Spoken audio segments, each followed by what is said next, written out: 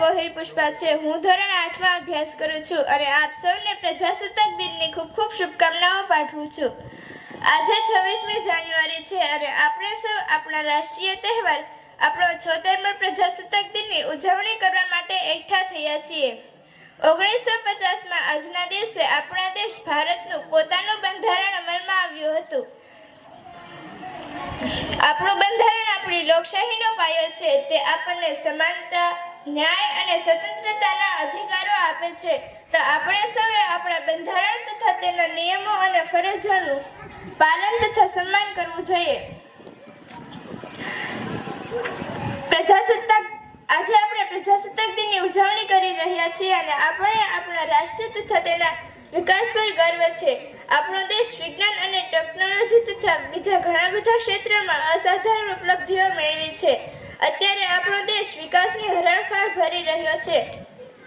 આપણો દેશ લગભગ દરેક રીતે એક સ્વતંત્ર રાષ્ટ્ર બની રહ્યો છે। દુનિયાના વિકસિત દેશો વચ્ચે આપણું સ્થાન ઊંચું લાવી રહ્યો છે। દુનિયાના દરેક દેશની નજર અત્યારે આપણા દેશને સન્માન તથા સલામ આપી રહી છે। સંસ્કૃતમાં કહેવાય છે કે સંઘઃ શક્તિ કલયુગે, અર્થાત જે મહાન કાર્ય અઘરું છે તેને આપણે સાથે મળીને સફળ બનાવીશું અને આપણા દેશને દુનિયાનો વિકસિત રાષ્ટ્ર બનાવીશું। આજના આ પ્રસંગે આપણે આપણી સશસ્ત્ર સેનાનો આભાર માનવાનું કેમ ભૂલી શકીએ, જેઓ આપણી સુરક્ષા પૂરી પાડે છે। આપણે તેમની બહાદુરી, બલિદાન અને ત્યાગ માટે તેમનો ધન્યવાદ કરવો જોઈએ। આ સાથે આપણે આપણી સ્વતંત્ર સેનાઓના બલિદાનને કેવી રીતે ભૂલી શકીએ, જેમના કારણે આપણને આ મહામૂલ્ય આઝાદી મળી છે।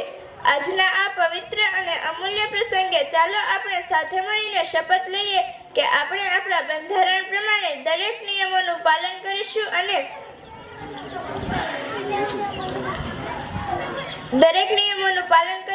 આપણા દેશને આદર્શ નાગરિક બનીશું અને આપણા દેશને સમૃદ્ધ તથા વિકસિત રાષ્ટ્ર બનાવીશું।